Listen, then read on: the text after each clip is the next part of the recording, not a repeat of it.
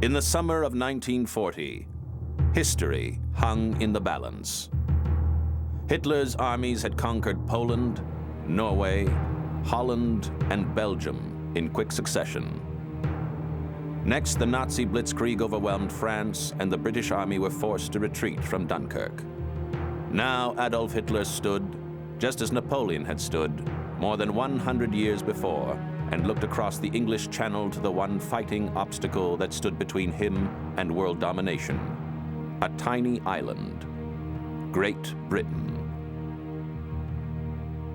The preliminaries were over. It was time for the main event.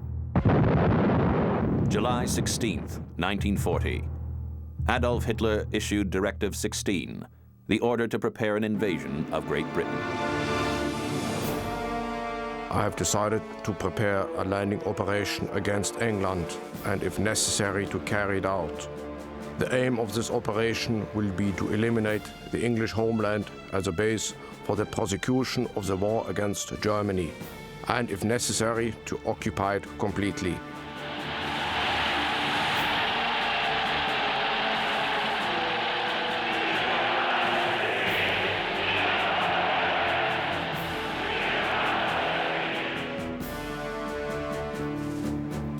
Hitler spent the next 6 weeks planning the invasion and occupation of Britain.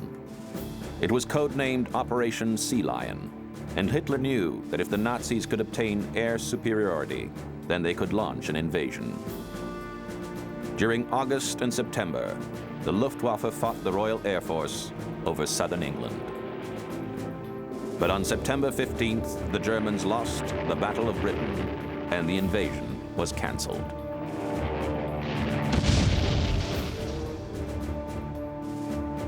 All that remained of Hitler's dream for Britain were these plans. Using these actual Nazi blueprints for the invasion and occupation of England, it is possible to construct an alternative history of life in Britain under the Nazi jackboot. In this film, we imagine what would happen if Hitler's dream had become a reality. Welcome to Hitler's Britain.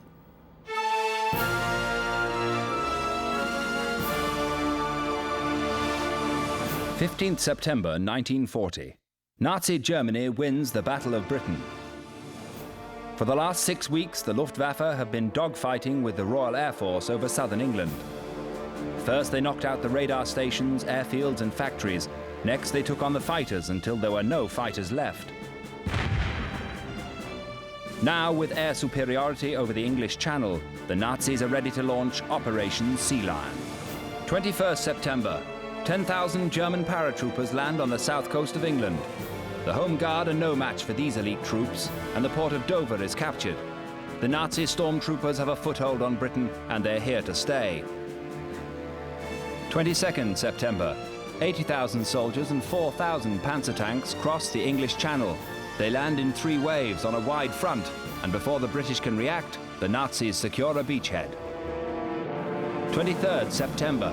The British Army launch a counterattack, but fleeing civilians, a lack of artillery, and harassment by the Luftwaffe drive them into retreat. Central London is destroyed in a massive air raid. Winston Churchill is killed by a direct hit on the war rooms. The nation mourns, whilst the advancing Germans seem unstoppable. The remnants of the British Army, along with the government, flee to Worcester to make a final stand. The royal family are evacuated to Canada.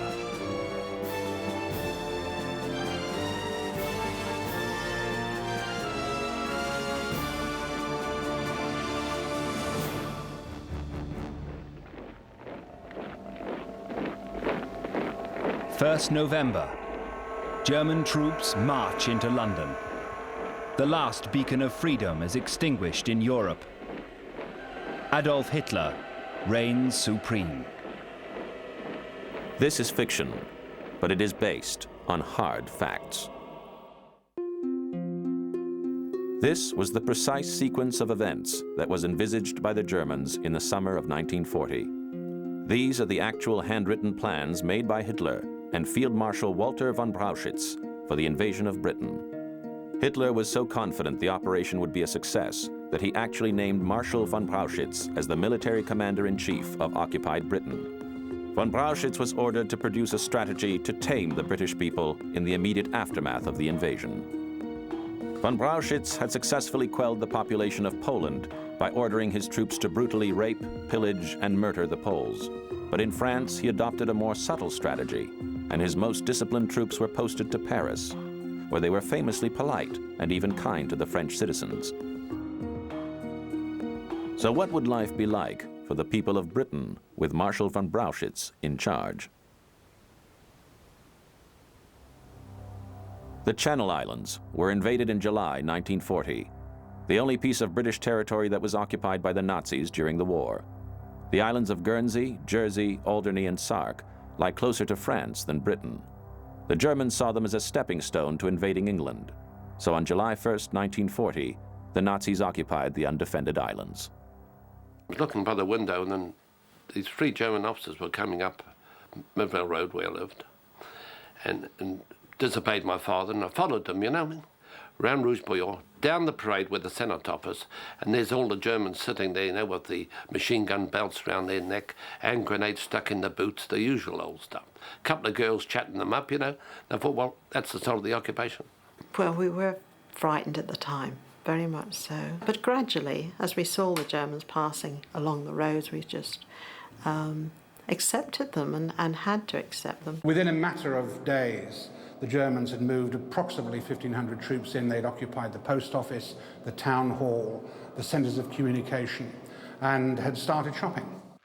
The Channel Islanders were terrified by the German army's reputation, but their fears were unfounded. They actually took their place in shopping queues. They bought things, they paid for money. They didn't just simply go into Woolworths and clear the shelves. They actually queued up and paid. They saw things in our shops that they probably hadn't seen for years in their own country. Of course, they went mad and they were buying this and buying that, and of course, very soon there was nothing else to buy. It was a most bizarre situation. The Germans, remember, were, as far as they were concerned, in transit. This was merely a stepping stone to their invasion of Britain. The German army had been expressly ordered to behave themselves on the Channel Islands, and we know that the situation would have been the same in occupied Britain. The evidence is a document called The Guide for Troops in Occupied England, written by Field Marshal Walter von Brauchitsch in July 1940. A firm and cautious attitude towards the civilian population is to be adopted. The death sentence may be imposed for acts of violence against orderly members of the population or for looting. Any private purchases by individual soldiers are to be paid for in cash. The rate of exchange will be 1 English pound for 9.6 Reichsmark. But this was just the beginning of Hitler's plans for Britain.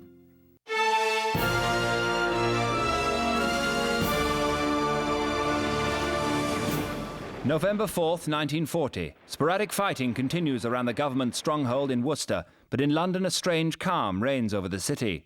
Marshal von Brauchitz's well-disciplined troops have spent the last 2 weeks clearing up the capital, and British shopkeepers are making record profits. It seems as if the Nazis are trying to charm the British into submission. But charm was just the first part of von Brauchitz's strategy. As well as his guide for troops in Britain, in July 1940, he issued the most secret directive for the military government in England. This document outlined the second part of his strategy. Behind the velvet glove lay an iron fist.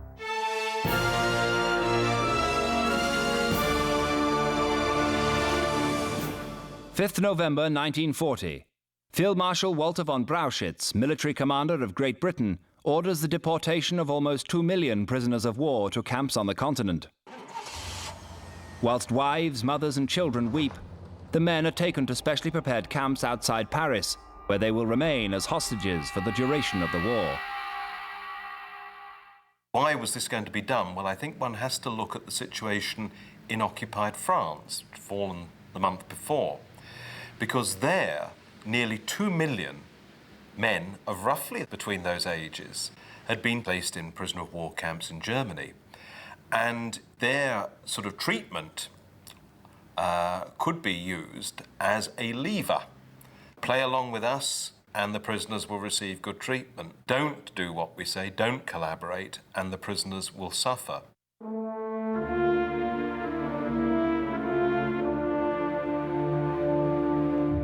18th November, Dr. Franz Six arrives in London.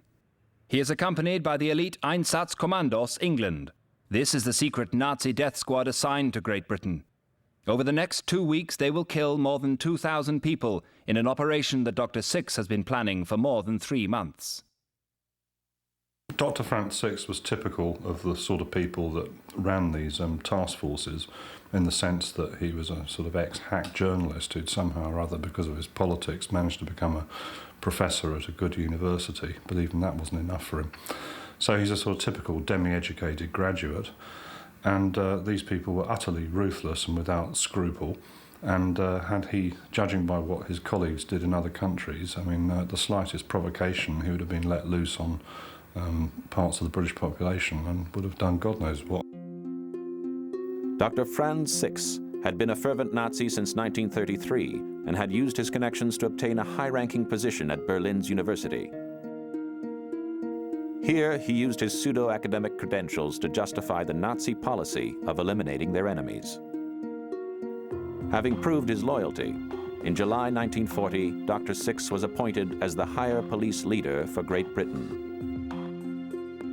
His orders came directly from Reinhard Heydrich, head of the German Security Service.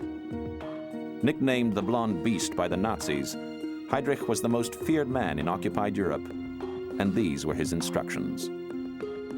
Your task is to combat all anti-German organizations, institutions, and opposition groups in England. Dr. Six immediately began assembling his team. The documents he wrote have now been translated for the first time, and they paint a terrifying picture of his plans for Britain. In this file, he describes precisely how his elite death squad would operate. Six intended to set up his headquarters in London. The cities of Manchester, Liverpool, Birmingham, and Bristol would each have their own task force. Dr. Six even assigned specialists to handle different groups such as Freemasons, Marxists, liberals, and Jews. Dr. Six spent almost a month training his team of murderers at a secret location. On August 8, 1940, he wrote this letter to Heydrich. Gruppenführer, the preparations for the Einsatzgruppe for England are complete. Classes in practical English have been given and have been rounded off with a few hours of pistol and machine gun shooting. Signed, Dr. Six. It's very interesting that there was a task force, one of the Einsatzgruppen, formed and assigned to deal with England, because one knows what they did when similar units followed the troops into Poland in September 1939. They did round up large numbers of people who they thought were the social elites, and they murdered them. They just, took them out to a forest or something and shot them down. Anticipating that his workload in Britain would be very high, Six commissioned these signs 3 months before Operation Sea Lion was due to take place.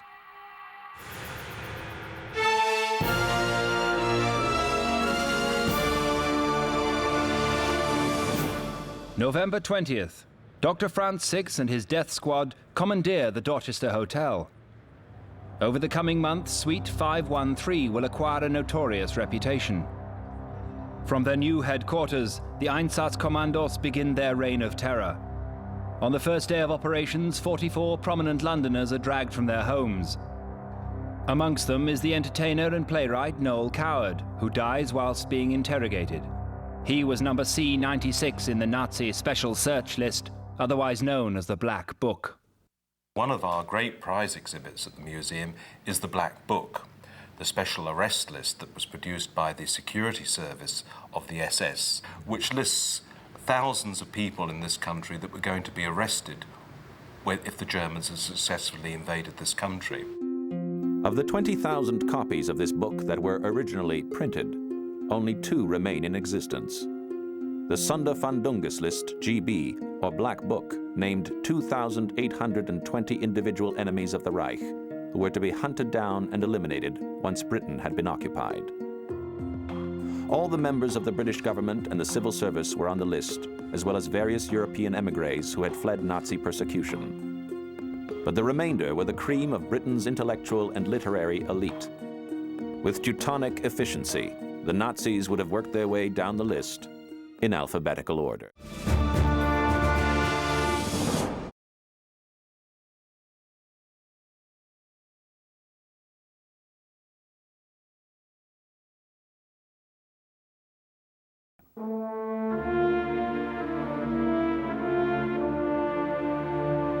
November 22nd, 1940.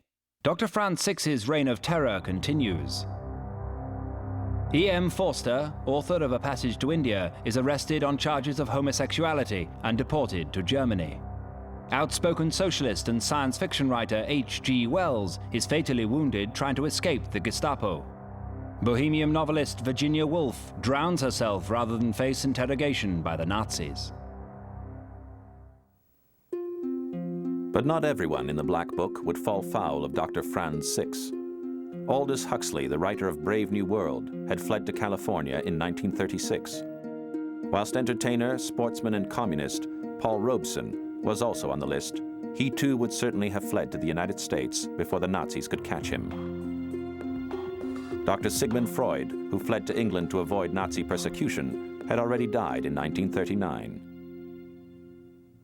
Despite these inconsistencies, the Black Book remains extraordinarily accurate.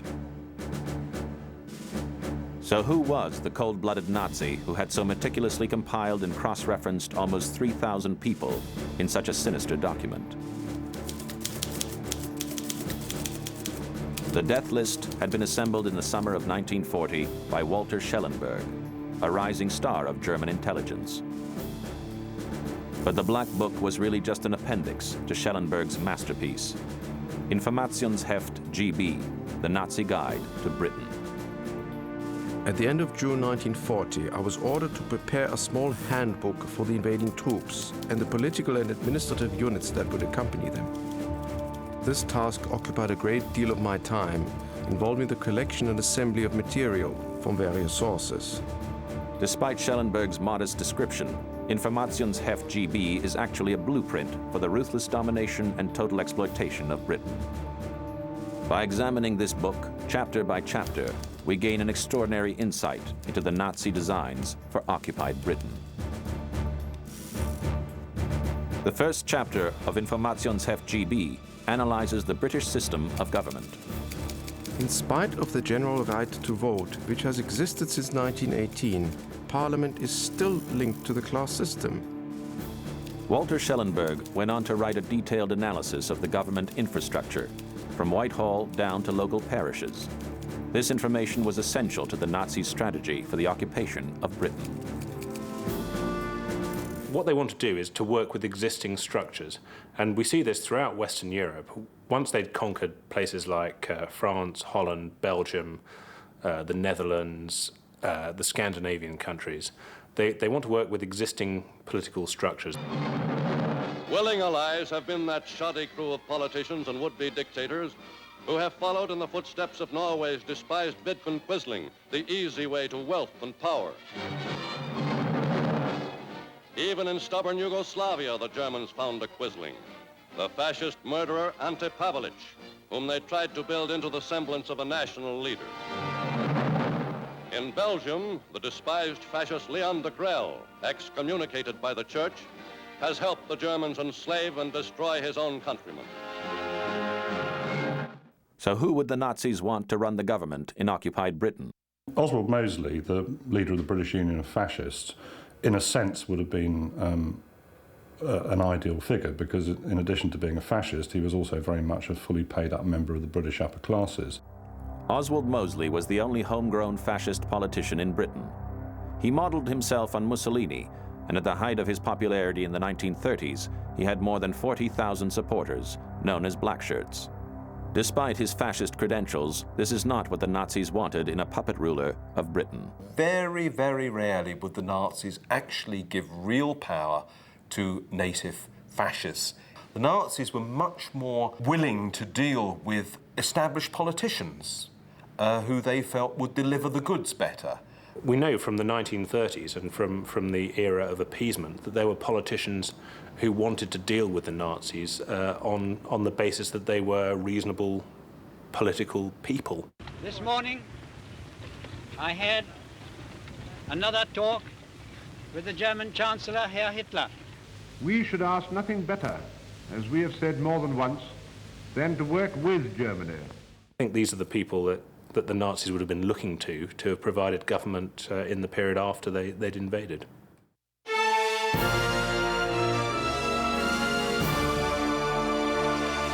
November 22nd, armistice. The war is officially over. Since London was occupied less than 2 weeks ago, the British government and what's left of the army have been holding out in Worcester. But today, Lord Halifax met with Marshal von Brauchitsch in the town of Leamington Spa, where they signed the armistice agreement. The Germans will retain direct control of London and the southeast, while Lord Halifax will administer the rest of Britain. With a compliant government in place, the Nazis' next move would be to hold together the empire. If Britain either joins the Nazi war effort or is occupied, the main worry in Berlin must be what is going to happen to that far-flung empire. If the empire collapses, somebody else is going to seize parts of it. Somebody else is going to be America, Japan in particular. This is a thought that obsesses Hitler. Obviously, the key to holding that empire together is a figure like the Duke of Windsor. He might induce the kind of loyalty in British officials to hold it all together for the Führer. Edward VIII abdicated in 1936 and became Edward, Duke of Windsor, whilst his brother took the throne. The official story was that his abdication allowed him to marry Wallis Simpson, an American divorcee who was unacceptable to the British establishment. But the Germans believed that the real reason he was forced to abdicate was that he and his new wife were sympathetic to the Nazis. The Germans are interested in the Duke, and the evidence of it, of course, is that they invite him to Germany and show him around the country, and all the leading Nazis get to see him. There is a palpable sense of regret that he is no longer on the throne. Goebbels, in his diary, notes precisely those words, "What a shame that he isn't king anymore." So it's not too difficult to see what the Nazis would have wished to happen. We can never know for sure whether the Duke of Windsor would have returned to Britain, but we do know that the Nazis were very keen to recruit him. Just before the invasion of Britain was due to take place, the Duke was on a hunting trip in Portugal. Hitler ordered his favorite intelligence officer to make contact and offer the Duke 50 million Reichsmarks to cooperate with Germany. The name of the spy was Walter Schellenberg. Within 2 days, I had drawn a close net of informants around the Duke's residence. Within 6 days, I had a full picture. The Duke of Windsor was most annoyed by the close surveillance of the British Secret Service. He did not like his appointment to Bermuda and would have much preferred to remain in Europe. Schellenberg was then ordered to kidnap the Duke if he could not be persuaded with cash. But before Schellenberg could act, the Duke of Windsor left the country to take up his appointment as governor of the Bahamas. If they had invaded, and if the Duke of Windsor had been willing to join them, or had been kidnapped in some fashion, then I think he might have been restored to the throne. I think we can picture the likely scenario. There would have been, in effect, an abdication broadcast in reverse, with Edward VIII addressing the nation. Again, it is not too difficult, the kind of speech that might have been written for him. Terrible crises, the very people who brought it about are the people who forced me out. Only way out of it now is to unite, pull through together. I know Hitler personally, I've known him for years, great friend of Britain, no problem there. Let's concentrate on the future.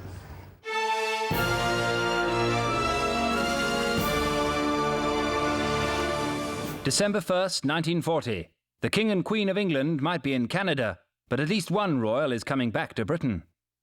The Duke of Windsor is returning to England to become Prince Regent, and Wallis Simpson will be his princess. Whilst Marshal von Brauchitsch retains martial law in London and the southeast, the Duke and Duchess will rule free Britain from Balmoral in Scotland. With control of the British elite, the Nazis' next move would be to use the humble British bobby for their own ends.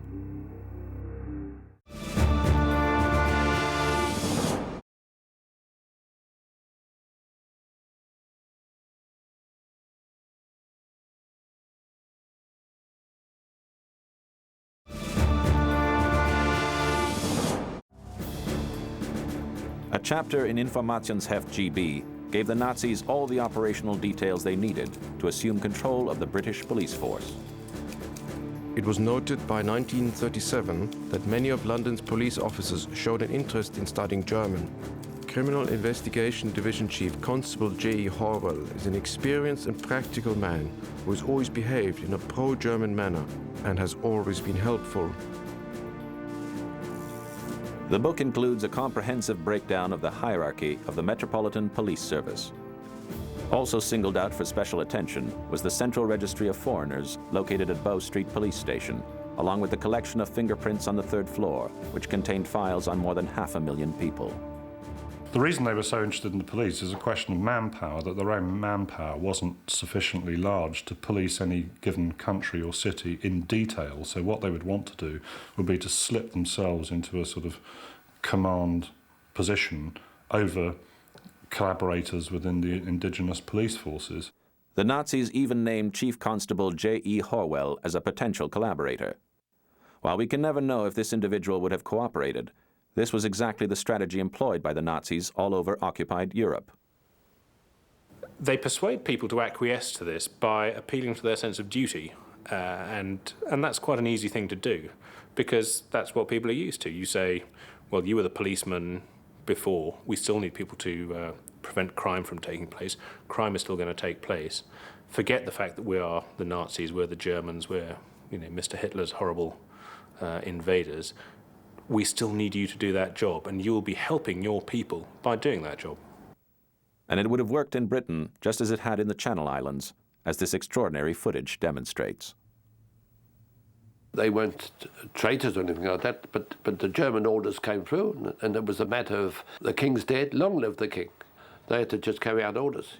In fact, they arrested 2 or 3 policemen that refused to carry out some orders, and they put them in the local prison. But they had no choice. They'd have lost their job, their pension, and most would have ended up in the camp with their family, you see. With the police force at their disposal, the Nazis could expand their persecution of the British public, from the individuals named in the Black Book to entire sectors of society. Informationsheft GB devotes an entire chapter to universities and enemy cultural institutions. So how would the Nazis have treated these distinguished seats of learning? The Nazis would have regarded, rightly or wrongly, the universities in every country as sources of potential intelligent opposition. They would have sacked and replaced those academics who were very visible opponents of Nazism in general. In case of the libraries and so forth, they would have done, presumably, what they did themselves in May 1933 back in Germany, which is to sift through them and take out what they perceived to be subversive or degenerate books and make a bonfire of them in the Oxford Quads.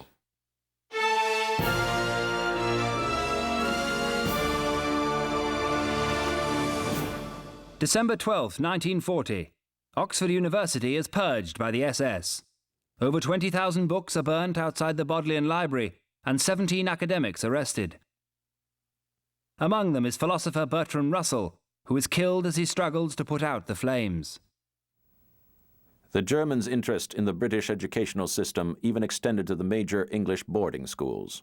The Nazis were fascinated by the British elite education system, so public schools like Eton or Harrow or Winchester, and I think it's largely a reflection of their sense of inferiority. In other words, this is the system that made the British a gigantic imperial power when we had no empire ourselves.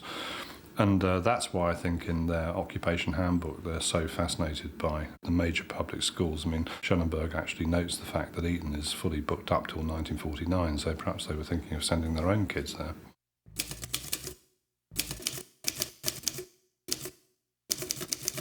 England is the country of Freemasonry. What concerns us is that in its ideological orientation, it is a dangerous weapon in the hands of Britain's plutocrats. against National Socialist Germany. Informationsheft GB names more than 2,000 Freemasons lodges across the United Kingdom. Despite the Masons' reputation for secrecy, they were accurately categorized and cross-referenced, and even included specialist university and military lodges. With these detailed lists, British Freemasonry would have been eradicated, just as it was in the Channel Islands. It was on the morning of the 27th of January, 1941, that squads of special troops, professional wreckers, arrived here at the Masonic Temple in St. Helier and set about the systematic looting and pillaging of this beautiful building. They stripped out all the main furnishings, and they also stripped out and ransacked the splendid library and museum. And as photographs which are taken at the Liberation show, the damage inflicted was horrendous. It was state vandalism. Well, in the French case, they organised a huge exhibition in Paris on the evils of Freemasonry as a conspiracy. And likewise in Britain, they would have barged into big Masonic lodges and confiscated all the paraphernalia. They might well have made a big exhibition of all this stuff in the Guildhall with all sorts of photographs and information and line charts showing this great Masonic network allegedly running Britain and pointing out how many cabinet ministers or whatever were Masons. And they would have tried to sell that to the population, saying, look here, you idiots, you've been governed for years by 200 sort of leading Freemasons or something.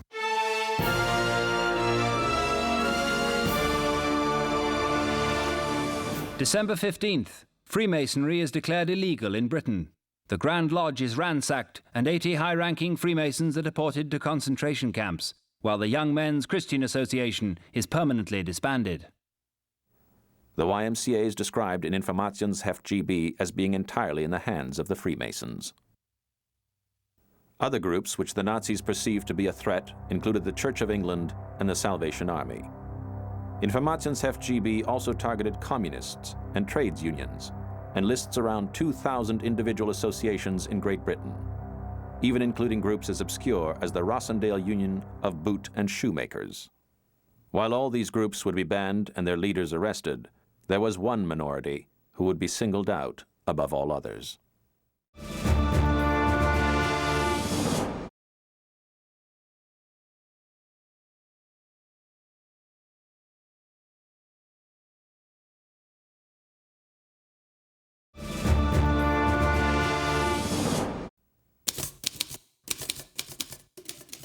Cromwell was convinced his people were the chosen ones, just as the Jews were.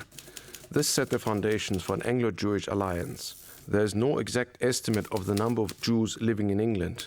Officially, there are said to be 300,000, but in reality, the number is significantly higher. Along with Schellenberg's vision of an Anglo-Jewish alliance, Informationsheft GB contains the names of thousands of Jewish organizations and individuals living in Britain. The Nazis would use this information to enact the final solution, which they envisaged for the whole of Europe. Anti-Semitism was at the core of Nazism.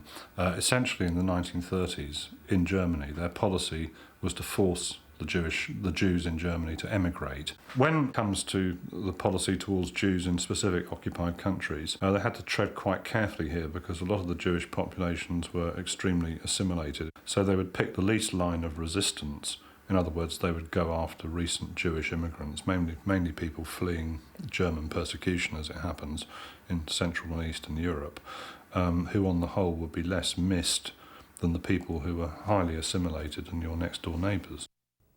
Thousands of Jews had fled from Germany to Britain in the 1930s. These émigrés were specifically targeted in Informationsheft GB, which even included photographs of the 30 most wanted refugees. They were to be terminated immediately.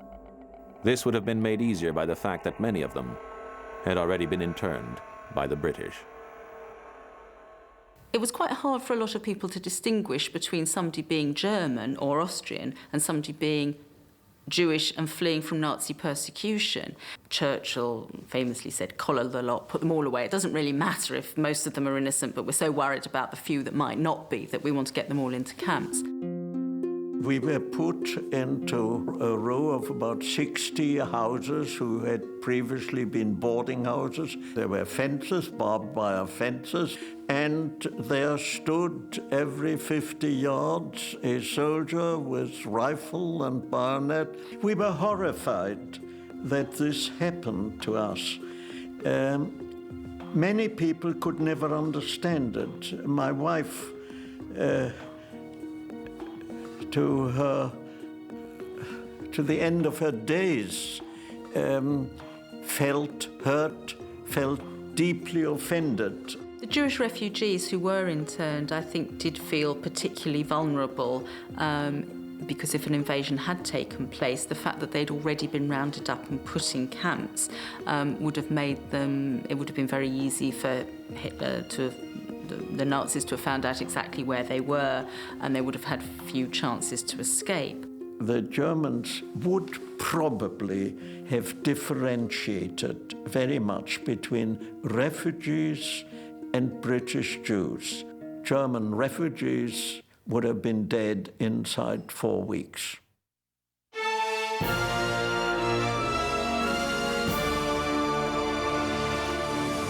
December 14th. The 20,000 foreign Jews interned on the Isle of Man are deported to concentration camps in Eastern Europe.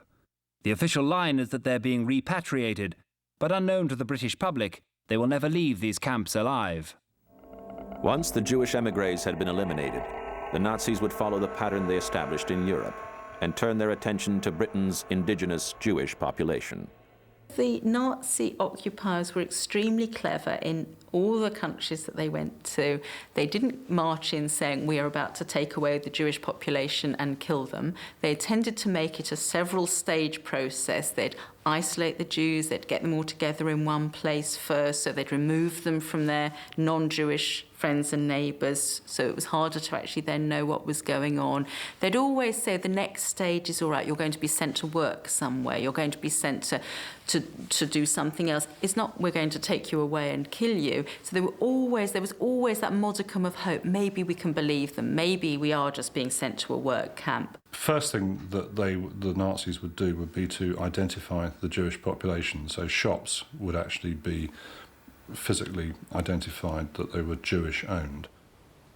Part of the process of identifying the Jewish population would be to compel them to wear Stars of David sewn onto their clothing, and that happened in every other country. And I see no reason why it wouldn't have been done in Britain too.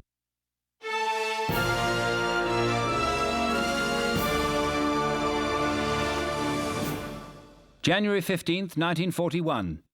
The first anti-Jewish legislation is enacted in Britain. Jewish businesses and individuals are identified by stars, and Jews are banned from the professions.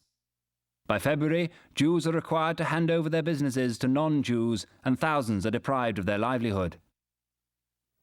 The next stage after that would be to physically concentrate the Jewish population.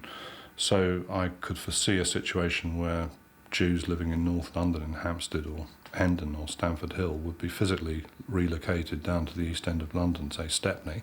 March 12th. The Stepney Ghetto is established in the East End of London. The Jewish populations of Liverpool, Manchester and Leeds are forcibly relocated to the capital. Almost 200,000 people are compelled to live in an area less than a mile square.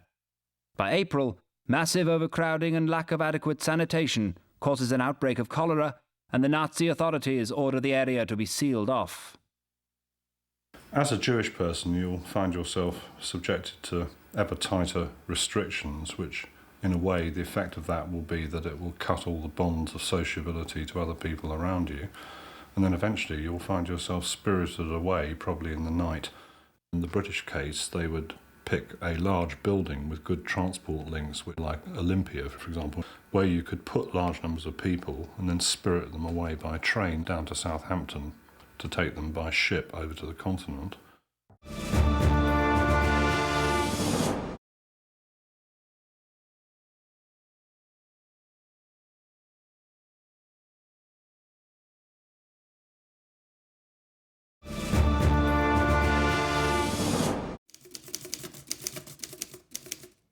England has some of the largest museums in the world. Art treasures and cultural valuables have been collected or stolen for decades. They also contain documents and works of art in which the German Reich must have a special interest. Informationsheft GB then lists the names and addresses of numerous museums all over Britain. But why would the Nazi occupiers need this detailed information? Hitler planned to establish in Linz, which was his hometown in Austria, the artistic centerpiece of the world. It was to feature a massive art gallery and museum, opera houses, theatres, even a large cinema. And the museum and art gallery were to be collectively known as the Führer Museum, and these were to be the home of the greatest works of art throughout the world.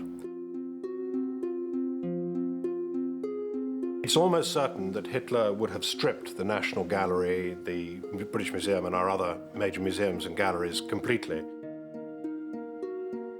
He would have just taken everything. Everything would have been transferred to Germany, where it would have been, he would have selected the items for Linz, and the rest probably would have been distributed amongst German museums throughout Germany. The entire looting operation was called Sonderauftrag Linz, Special Operation Linz, and planning for it began way before the Second World War. And you had Hitler's art advisors had, over a period of time, they had collected massive dossiers on collections of works of art and individual works of art that were to be targeted, that they were to be lifted once German troops had gone into the countries concerned.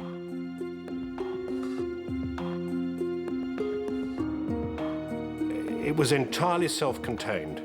Squads of ERR troops would seal off areas. ERR packers would move in with carpenters and transport personnel, and they would physically remove them to an ERR repository.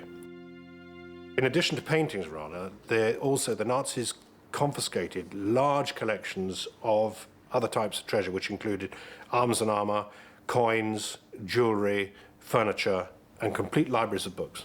Don't forget, Hitler's overriding aim was to establish Linz as the artistic centerpiece of the world, and therefore anything of major value in this country would have gone to Linz.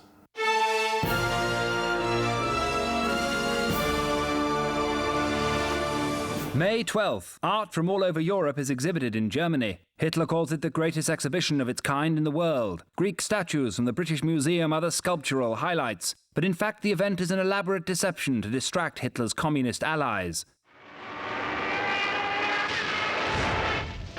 2 days later, he launches Operation Barbarossa, and the Nazi war machine attacks the Soviet Union. Hitler had always planned to attack Russia in May, but historically the assault was delayed until June 22nd. This was because the British opened up a second front in Greece, and Hitler had to divert his armies to fight in the Balkans, which put back his attack on Russia by almost 6 weeks. The conquest of Britain would have had a major impact on the wider conduct of the war, because first of all, Hitler would not have had to have diverted part of his forces into the Balkans and Greece to stiffen up Italian military operations down there. So in other words, he would have been able to launch Operation Barbarossa on schedule, earlier than the 22nd of June 1941. That in turn would have meant that they could have swept towards Moscow and Leningrad without the encumbrances of the onset of autumnal rains and let alone the winter. And given that the Soviet Union just literally fell apart, they would have conquered it.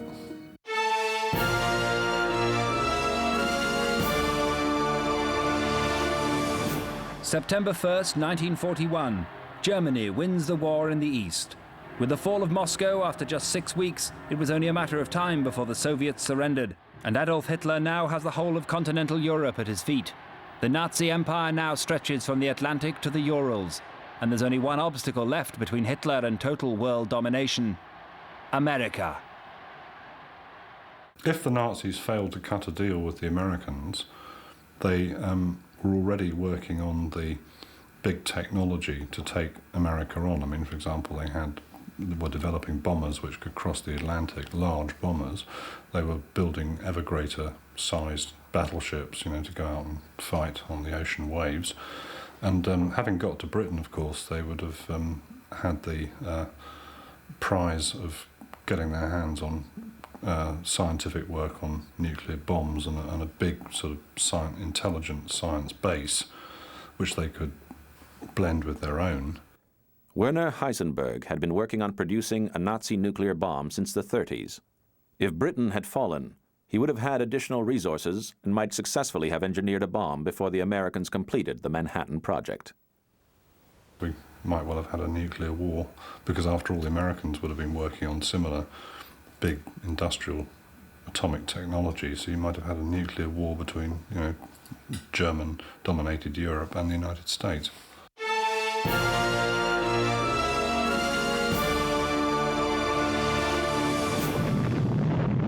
December 25th, 1944. Siberia, and the Nazis test the first nuclear bomb. America says it has a similar weapon and calls for an end to the war. I suppose you could imagine in the 1950s and 60s, as Robert Harris did in his wonderful book Fatherland, a sort of Cold War between America and a Nazi-dominated Europe. In addition to nuclear weapons, the Nazis developed the world's first rocket technology. The V-1 and V-2s they developed were actually the forerunners of both nuclear missiles and even space rockets. The man in charge of the operation was Wernher von Braun. Historically, he was captured by the Americans at the end of the war and ended up as the Nassau chief who put men on the moon. If Hitler had won, he would still have been working for the Germans. It's not inconceivable that you know, people of our age would have grown up with a Nazi rocket and Germans being the first on the moon.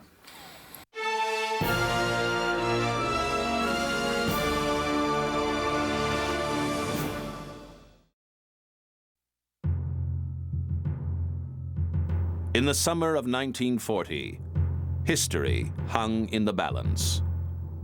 Hitler's armies had conquered Poland, Norway, Holland, and Belgium in quick succession.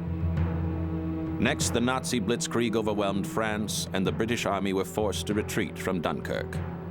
Now Adolf Hitler stood, just as Napoleon had stood, more than 100 years before, and looked across the English Channel to the one fighting obstacle that stood between him and world domination, a tiny island, Great Britain. The preliminaries were over. It was time for the main event. July 16th, 1940. Adolf Hitler issued Directive 16, the order to prepare an invasion of Great Britain. I have decided to prepare a landing operation against England and, if necessary, to carry it out. The aim of this operation will be to eliminate the English homeland as a base for the prosecution of the war against Germany, and, if necessary, to occupy it completely.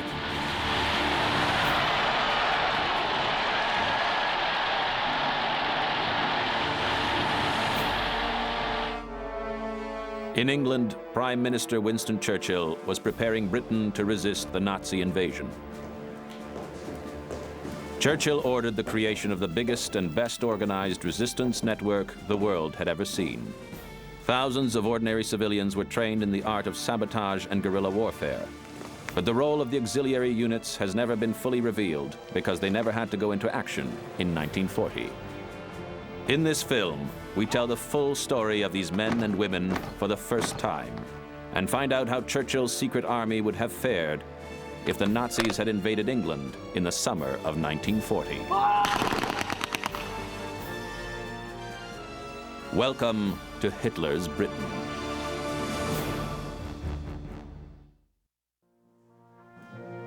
In June 1940, as the Nazi war machine prepared to crush Great Britain, Winston Churchill vowed to defend the nation from invasion by any means necessary.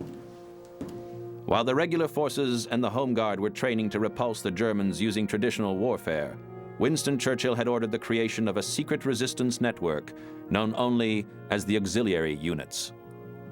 The thing about the auxiliaries, to my mind, was the fact that in spite of all these wonderful tales of the war, and there's been plenty of them, and when it comes to the RAF and the Navy and Rommel and all that sort of thing, The auxiliary units have never really been revealed to the public.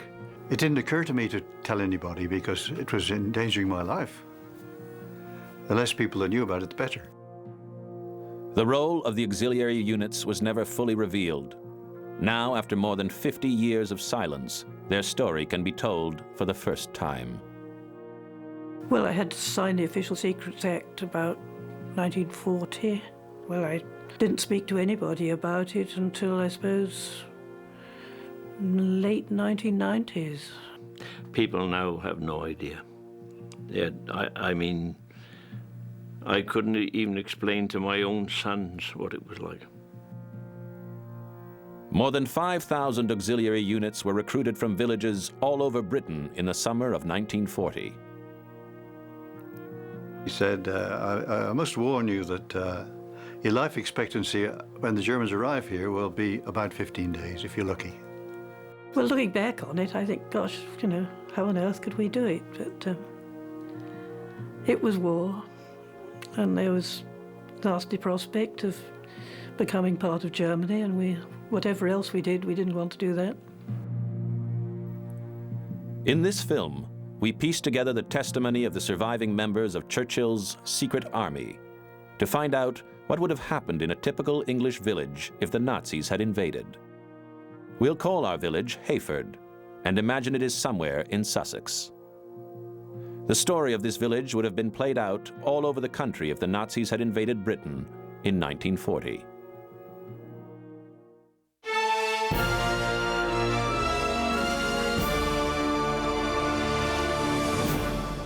September 24th, 1940.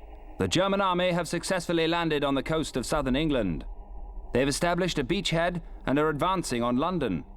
As the British fall back, they leave behind a secret army of saboteurs trained to harass the Germans from behind enemy lines.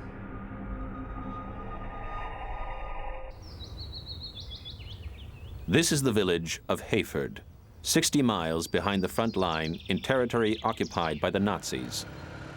A small detachment of reserve troops from the German army have been assigned to the village to secure the nearby railway line and airfield.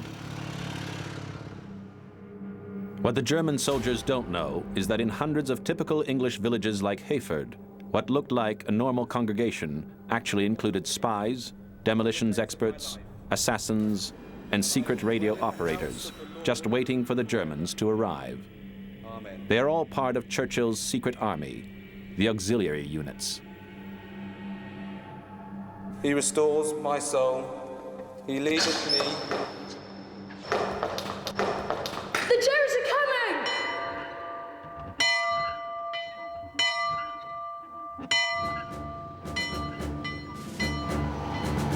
As the Nazi soldiers arrive in Hayford, a group of local farmers and gamekeepers go into action. They instantly move to the nearby woods, where they have a secret underground base. Here they have an arsenal of weapons and explosives, which they will use to harass the German forces in a series of daring nighttime raids. They will survive for less than a week. Meanwhile, in Hayford, as the German troops drive into the village, they are being watched. The seemingly scared citizens have actually been trained to remember the number of soldiers that pass, to recognize the German vehicles, and to identify high-ranking officers. This information will be passed on to the man at the center of the local spy ring. British military intelligence have equipped the vicar with a secret radio hidden under his altar. Using this device, he is able to communicate the German troop movements back to British Army Command. The information he sends should give the British a crucial advantage when the time comes to launch a counterattack. Ezekiel calling base. This may seem like a flight of fancy, but this is exactly what Churchill had planned to happen in villages all over Britain. It is a fact. The auxiliary units were the only in situ resistance organisation in place in Europe before the arrival of the Germans. Although the Poles built up a massive resistance organisation under German occupation, as did the French, none of those countries, neither the Low Countries nor Norway, had an in situ, ready to operate guerrilla army, civilian or otherwise, as we did in this country. In the summer of 1940, hundreds of typical English villages like Hayford were home to members of Churchill's secret army. The auxiliary units were made up of two distinct groups, and the first to go into action would have been the Special Duties Section. Well, we were apparently very innocent people. I mean, my father was a busy doctor going around visiting his patients. And I was just a brat riding horses. There was myself, a gardener, a carpenter, an Aberystwyth graduate, a doctor, and the three vicars. Dad, in particular, as a doctor, would be intelligence gathering. The group would have to, spy, really, on everything that was taking place in that area. George Vater and Jill Monk were some of the 4,000 civilians asked by British military intelligence to gather information on the German forces once they invaded Britain. Jill's father was one of the first men to join the network. My father evidently got recruited for this job. We didn't know anything about it to start with until the army turned up and fixed a radio transmitter and receiver under the floor of our so-called air raid shelter. Well, this used to be the billiard room. We had a mat here, and you took the mat away, and you lift it up, and down you go to the cellar, where we had our secret. And you could put the lid down behind you, and somebody could put the mat over the top behind you, and nobody knew you were there. And then into the cellar here, it was done up as an air raid shelter, and that's the end where the set was hidden, in the old coal chute. And in front of it was a board fitted over with an electric stove attached, and in the side here was a little catch, and you had to have a very thin knife to press down the catch, lift out the stove, and in here was the receiver and transmitter, and up here the messages were sent down in a tennis ball from the yard. We collected them down here, and then they were coded up and sent through on this set. And after transmission, back went the stove, and nobody knew it was there. Almost 200 radio sets were hidden around Britain, and they were supplied with information by more than 4,000 runners, all of whom were trained to use ingenious dead-letter drops. We have some examples of dead-letter drops favoured by the Special Duties Section of the auxiliary units. This door knocker apparently actually hid a hidden removable section into which could be fed a short message from the runner for conveyance to the radio station. This gate hinge was another one that was favoured, but it was a false gate hinge, cut in the middle, capable of taking a short message to fit in here for collection by the runner. And finally, and quite frequently used, was this device for placing in a telegraph pole. The idea of this pin was that the plate gave the number to identify the telegraph pole, but in fact it was a false fixture, which once again allowed the hidden message to be slotted into a cutaway portion. And it was useful to the runner himself, because if the number was the right way up, there was no message in there. If it was the wrong way up, it contained a message. So there was an exterior reference for the runner to see whether there was room to post another letter or not. George Vater's recollections of his duties are the basis for the radio network in the fictional village of Hayford. There was a dead letter drop, which was a loose stone, and that was a letterbox that the Reverend Evans had to clear. In my case, I had to take it to the radio operator. Whatever message it was, I was the last man on the line and had to get through to the radio.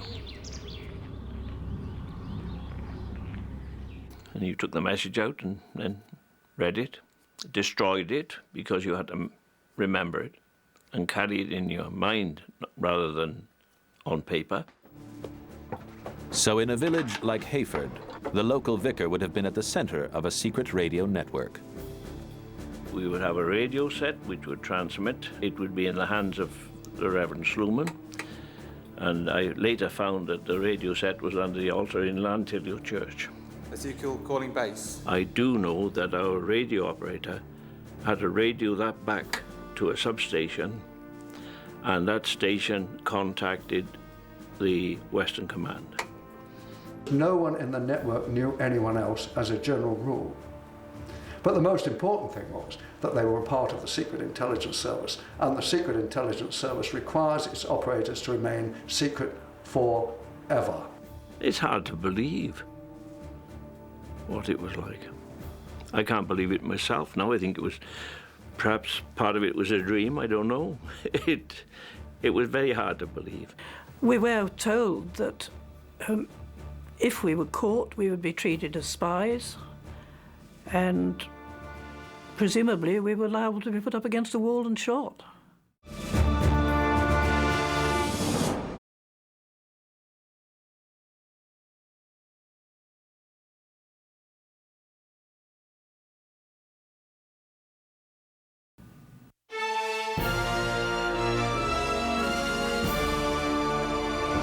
October 16th. Fierce fighting continues in Kent, but panzer divisions of the 16th Army have broken through the British defences and are advancing towards Southampton. German morale is high, and Blitzkrieg seems unstoppable.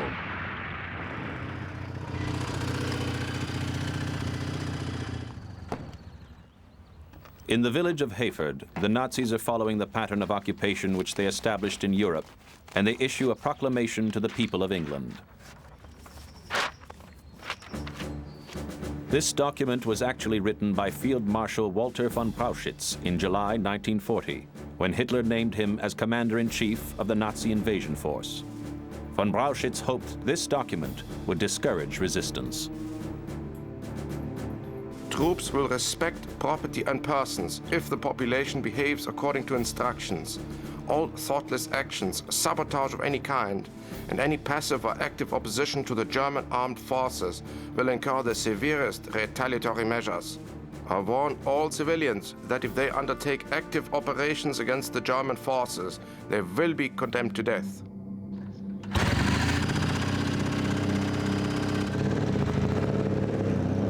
What the Nazis don't know is that just as in dozens of other villages across Britain, in the woods near Hayford, there is a group of villagers who are preparing to launch a series of attacks from a secret underground base.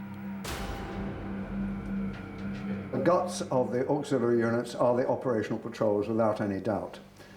The civilian men of the operational patrols were never to be in contact in any way with Army Command once the Germans had taken over. They were to be isolated, to make their own decisions, and to survive until counter-attack or death. The brief was that when we got the message the balloon has gone up, we had to go into the OB and live there and stay there until the Germans appeared in our area, when we had to attack them. We were, in the case of an invasion, of course, to go to ground. We would have a large supply of dangerous weapons and explosives, and we hoped to stab them in the back and blow up odd bits and pieces and generally be a darn nuisance to the invaders. Jeff Bowery was one of the first men recruited into the auxiliary units. It was part of his job to design the extraordinary bunkers which the auxiliaries were provided with as bases. And you'll notice in front of me an absolutely queer contraption, and this was the entrance to an object called an OB, or operational base, and this is from where the auxiliary unit member would work when he was trying to do damage to the Germans. At the bottom there is a passage that goes along and into a room which was built underground. This is not quite as the lid used to be years ago. The whole thing was made completely level with the ground, and it was covered with the natural leaves and things that are happening in this wood at the moment. So it was almost invisible unless you knew where to go and find it. Just in the ground in one corner coming up was a little wire with a tiny piece that you could put your finger in and pull, and it would release a catch, and the door would then swing open quite automatically like that. After you got down into the ladder, down into below, you could pull the door back into position, and we hoped that no one around could see that anything had happened at all. This is one of the last surviving operational bases in Britain. Although more than 500 of these were built close to villages all over the country in 1940, most have now collapsed since being forgotten at the end of the war. This was the main room of the actual OB and could have housed up to 4 or 5 men. It's about 60 years ago since I partook in anything like this, and I was very surprised when I came here to find that this one was still in the condition that it's in. I must say that this one in particular was far better built than the average ones. They were simply holes in the ground which were locked. This is known as an escape tunnel, and it was not really as big as this in the first place. It was usually about 1 metre high by about 1 metre wide, and it enabled you to roll and scratch your way through out of the place. And at the other end there was another concealed trapdoor which let you out into a ditch or the open countryside. The auxiliary units were organized in a cellular structure. Each group of 4 to 6 men would only operate in an area within 15 miles of their base, and they would have no knowledge of the other units in nearby villages. There are 4 men in the Hayford Auxiliary Patrol. They will stay in this bunker until the German army is defeated or they are killed. The tactics the men will employ were developed by Major Colin Gubbins, the man that Winston Churchill had chosen to lead the auxiliary units. Major Gubbins had won the Military Cross in the First World War and had then served in Ireland, where he became an expert in guerrilla warfare. The regular army did not approve of his methods, as they were considered dishonorable, but once Churchill had decided that stay-behind forces were essential to the defense of Britain, Gubbins was the only man for the job. In the summer of 1940, Major Gubbins began to assemble the secret army that would be devoted to attacking the Germans from behind. Although he was planning violent guerrilla warfare, Gubbins insisted that his methods were known quaintly as scallywagging. The men were recruited from members of the Home Guard, and Gubbins, along with 12 hand-picked intelligence officers, began the recruitment drive for the best men in Britain. Those men were specifically chosen because of their resourcefulness, because of their ability to keep a secret, their ability to live off the land, and their ability to work with one another, and to pick up the rudimentaries of firearms and explosives training, and quickly to become experts. In July 1940, 17-year-old Jeff Devereaux was called from the factory where he worked and told to report to a mysterious man who was waiting outside for him in an unmarked car. He said, Mr. Churchill's convinced that this country will be invaded very soon. And so he's set up an organization to deal with the Germans when they get here. And you've been very highly recommended to me as a possible leader of this. And you're the first person I've tackled about it. Are you interested? I was far too terrified to say no, of course. And so I said yes. Like all auxiliaries, Jeff was told to report to the innocuous village of Highworth in Wiltshire. It was here that he met Mabel Stranks, who was to become a legendary figure amongst the auxiliary units. More than 3,500 people reported to this woman in 1940, but the postmistress was just a cover for the extraordinary training operation taking place in nearby Coleshill House.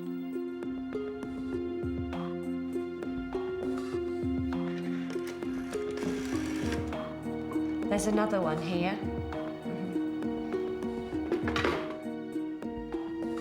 Well, I arrived at the post office in Highworth, and I knew I had been instructed. That one of the few instructions that I'd got, and I had to learn it and not write it, sort of thing. And I had to go in there and say to this funny little postmistress there that I wanted to go to Coleshill House. A car or van or something came up, and it conducted me down this side road to Coleshill House, where I came across this wonderful place. It was here that the auxiliary units were trained in the art of guerrilla warfare, sabotage, and assassination.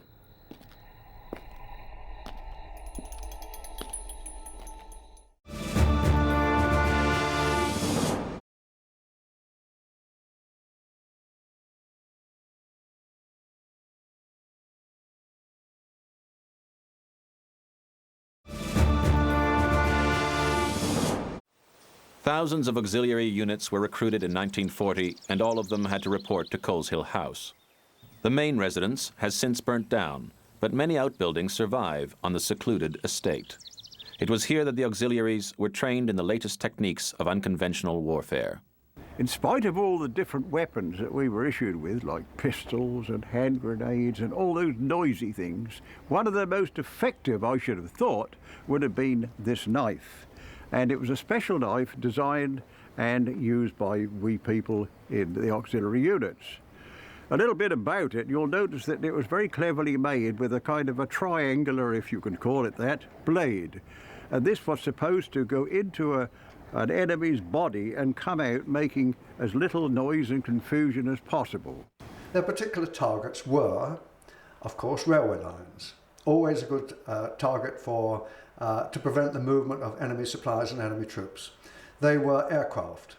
They were tanks as a last resort, and they were enemy transport, enemy troops, enemy fuel depots and food depots. Anything that could be traced during reconnaissance by day for disposal by night.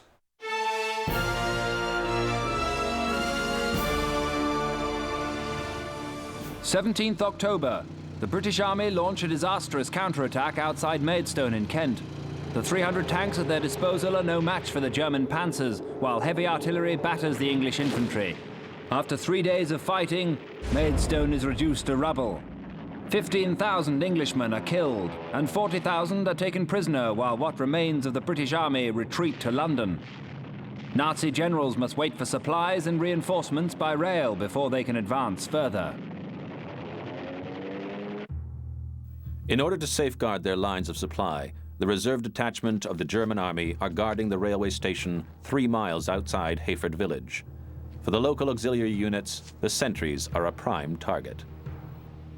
If we went into a camp at night, we were supposed to silently kill the sentries and then blow up the fuel dumps or anything else what was there.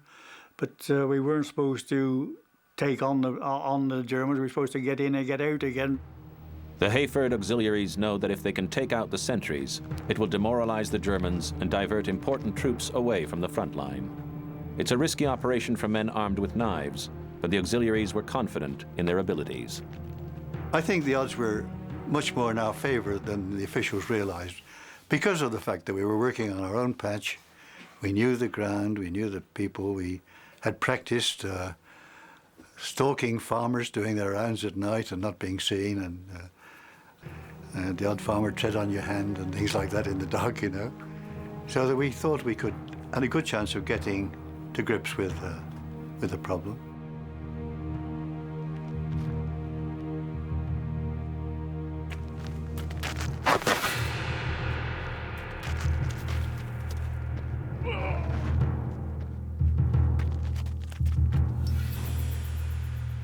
Our officers told us that if we kill one of these sentries, not just to stick our knife into him, but we got to cut his stomach open and lay his intestines in a nice little pile at the side. So it was when they saw him, it upset all the rest of them.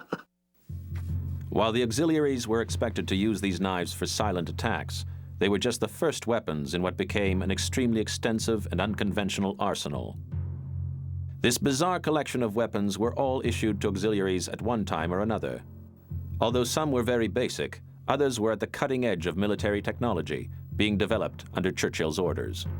There was an organisation being created called Winston Churchill's Toy Shop, and they were the organisation that were creating a number of gadgets and booby traps that were to be used by the auxiliary units and irregular forces throughout the rest of the war. All these fancy things that came along, for some reason, Mr. Churchill and his mob his War Office would pass them on to us to try beforehand, like hand grenades, explosives, time pencils, pressure switches, booby trap lines.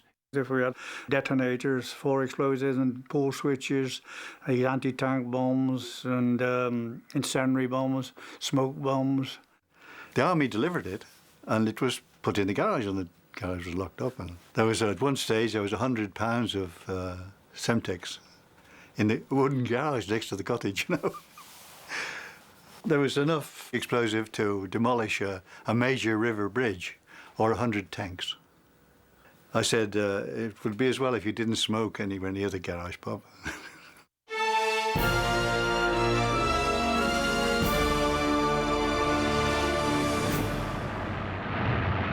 By mid-October, it's 4 weeks since the Germans first landed. Until now, the British Army have been out of range of ground attack aircraft flying from France.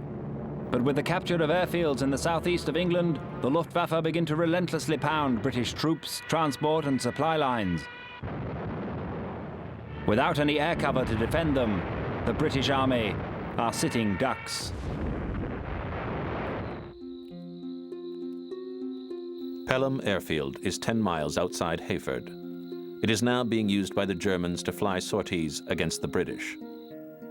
On their second night of operations, it is up to the Hayford auxiliaries to put the airfield out of action. I would do a recce to have a look to see exactly where they were and how to get to them and so on. I'd go back and we'd make a plan, and we'd put together our charges of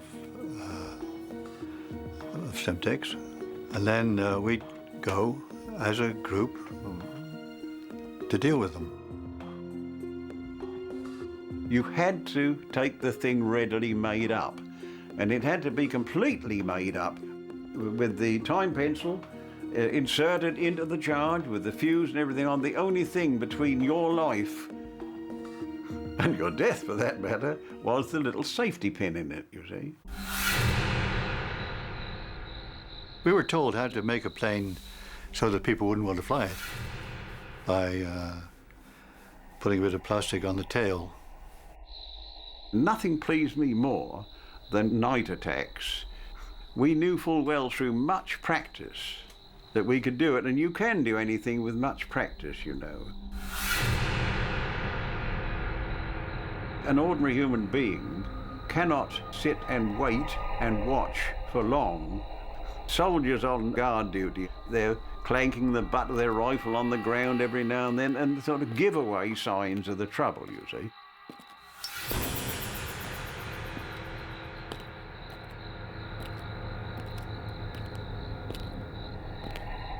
But once you can come to a unit like that, and you knew you were on the right spot, of course, and you could work out a plan, you could find the weak spots.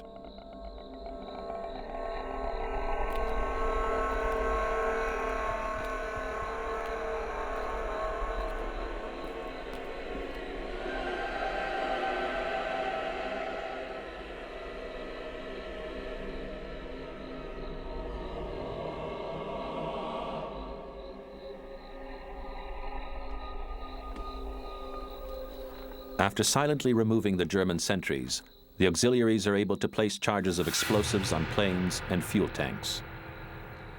With this act, the handful of men from Hayford have struck a valuable blow against the Germans and have seriously damaged the Luftwaffe's ability to prosecute war from the air. The following day, the Germans count the cost of the attack. 12 planes destroyed and 3 men killed, in a scene repeated across airfields in the southeast of England. The local Nazi commander orders his men to take action against the saboteurs.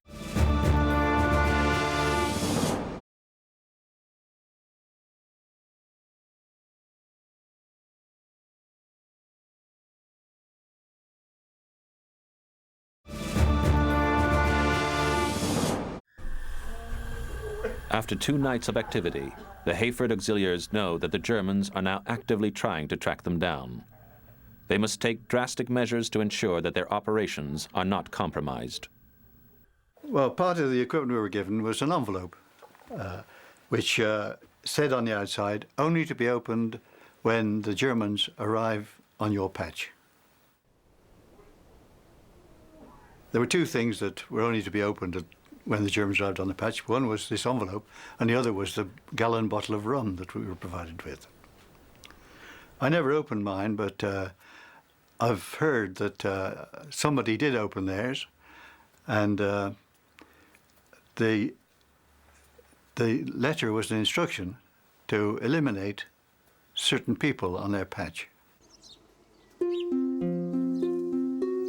Like all auxiliaries, the men of Hayford were vetted by the local police chief before being recruited. As this man knows who they are, he could reveal their identities to the Germans. There is only one way for the auxiliaries to ensure they are not exposed, and the men were provided with a dedicated weapon for this task. We had a special issue of one only, a .22 sniping rifle. And this had a telescopic sight, and it was one of the most beautiful weapons I've ever handled in my life.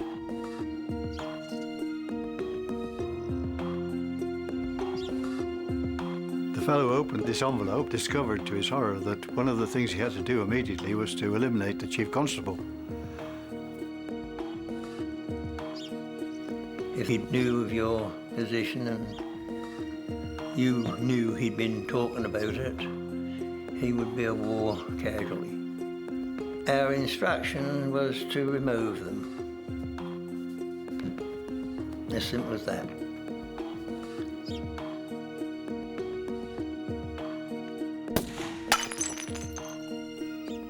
But would these men really have taken the lives of a fellow Englishman simply on these instructions? Yes, well, if the balloon had gone up and the Germans had invaded, and I'd opened my envelope, I would have done what the letter instructed me to do. I've no doubt about that.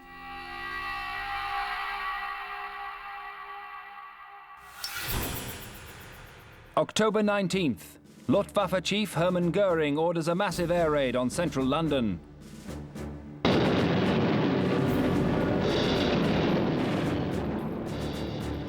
Winston Churchill is killed by a direct hit on the cabinet war rooms, and the historic centre of the capital lies in ruins. Even Buckingham Palace is hit, and as the nation mourns, the royal family are evacuated to Canada. What's left of the government flee to Worcester with the remnants of the army, but the British public are losing their appetite for war.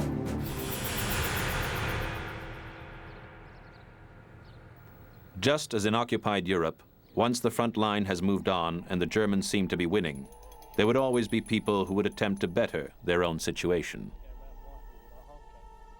If they had invaded, one or two folks we thought we might squeal on it or things like that, our job was supposed to eliminate them. With the tide of the war turning in favor of the Germans, there are people in the village of Hayford who have begun to fraternize with the Nazis. With the shortages caused by the war, talking to a German officer seems like a small price to pay for a cigarette. But for the Hayford auxiliaries, even this small act is collaboration with the enemy. The opportunity to remove a German officer and a traitor cannot be ignored. If someone you know is a traitor, they aren't on your side, are they? So annihilation is on the cards.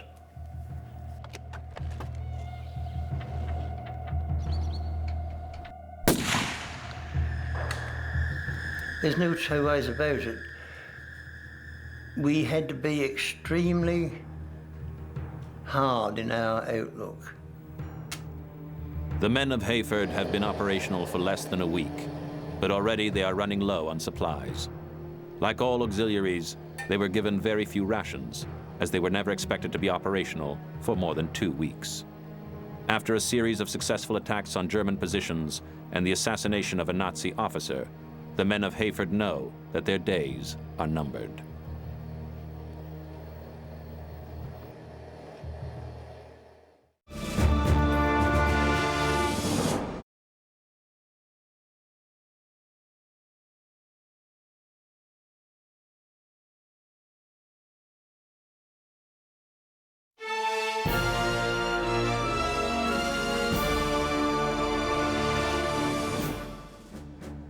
October 20th. After the assassination of a senior officer in Hayford, the local Nazi commandant decrees that there will be reprisals for the recent guerrilla activity. He orders a specialist anti-partisan unit of the Waffen-SS to find the perpetrators and take revenge. Their suspicions focus on the woods surrounding Hayford, and the manhunt begins.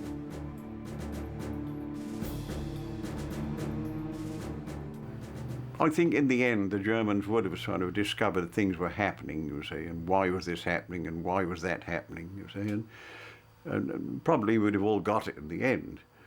I was terrified that the Germans would use dogs to track us down and find our OB. If they find it and they drop a grenade down there and kill us all.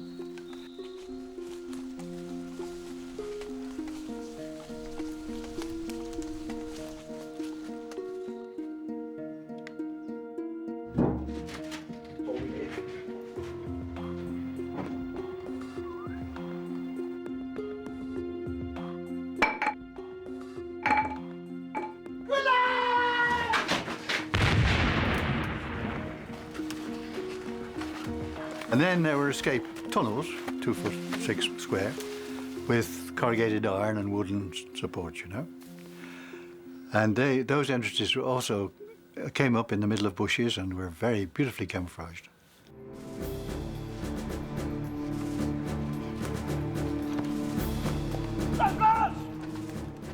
Well, it's hard to say what would have happened. We wouldn't have been killed off, I don't think, right away. We would have been grilled and questioned because they were always after information. They would say, what are these English troops doing here, sort of thing. The last surviving man of the Hayford auxiliary units may have escaped the bunker, but he knows he cannot outrun the German soldiers. With little ammunition, he must take drastic measures to avoid capture. Like all auxiliaries, he has been briefed as to what he should do. If any of us had been caught, one thing we weren't supposed to surrender. We were either supposed to use the last round to finish ourselves off.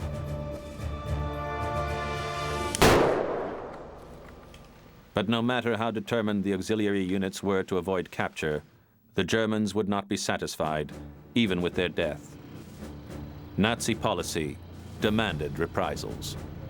In occupied Europe, where there was partisan or resistance activity, the German policy was to go to the nearest village and shoot numbers of people by way of reprisal. So if a German soldier got knifed in the night or dumped in a canal, they would just go to the nearest place and shoot 50 people. And there's no reason to assume they wouldn't have done that in Britain. While the murder of the local police chief provoked little reaction from the Germans, the assassination of the Nazi officer in Hayford village means that a brutal response is inevitable. In the event that resistance forces were so rash in a way as to assassinate a major figure, I mean, as in the case of Reinhard Heydrich in Czechoslovakia, the reprisals would be quite devastating on the places from which the assassins were alleged to have come or which were just proximate to the assassination. They would roll up and they would just kill most of the inhabitants and probably erase the place off the map. So in a typical village like Hayford, whilst the auxiliaries would have carried out their orders and the special duties section would have reported the results, a tragedy would surely unfold.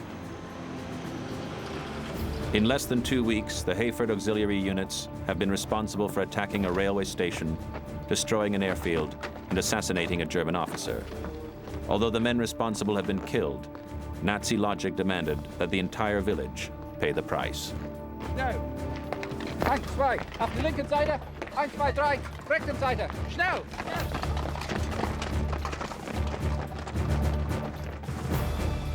An instance of massive reprisals in a West European context would be where some French resistors decided to shoot at a SS Panzer division which was being transferred from Russia to combat the Allies on the Normandy beaches.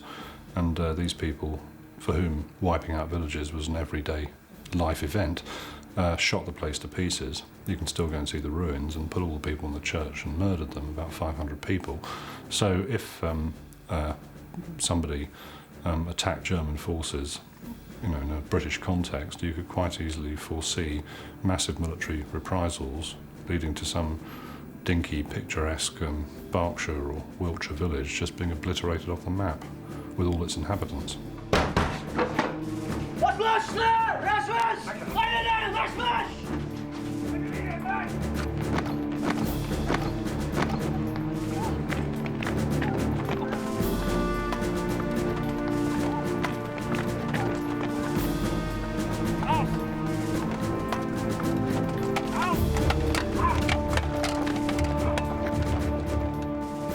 There's no doubt about it, if we'd made a good job one night and destroyed several lives and tanks and various things like that, they would have gone to the nearest village and blown up everybody or something like that.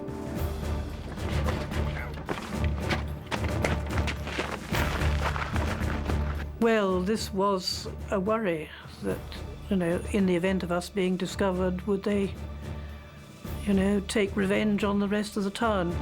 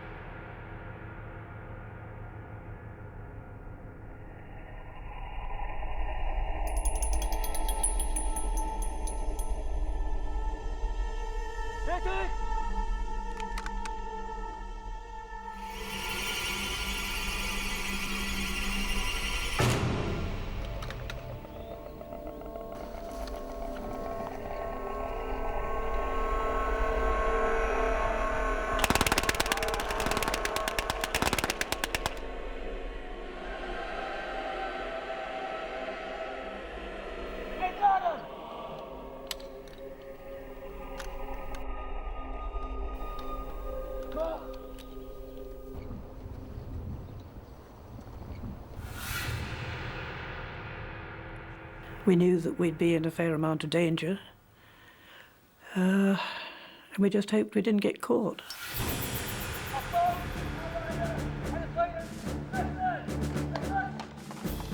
The Hayford auxiliary units might all be dead, and the villagers massacred. But what about the other 5,000 auxiliaries hiding around Britain? Could they perhaps continue to fight a successful guerrilla war against the Nazis? They would have performed well in the short term. All the long-term evidence is that they didn't have sufficient backup of resources or reinforcements to enable them to take part in a long-term campaign, as was conducted on the continent with SOE, in particular in France. The Special Operations Executive, or SOE, was organized by Major Gubbins, the man who created the auxiliary units. It was SOE that actually made resistance possible in France and Greece, with airdrops of radios, arms, and ammunition. With England occupied, it was not just the British auxiliaries who could not be resupplied. It would mean the end of resistance all over Europe.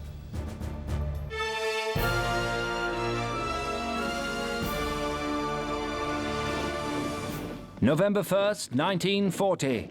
6 weeks after they landed, the triumphant German army parade through the streets of London. Without supplies or reinforcements and faced with brutal reprisals, the British public realized that further resistance is futile. The last beacon of freedom in Europe has been extinguished, and Hitler's victory is complete. Welcome to Hitler's Britain.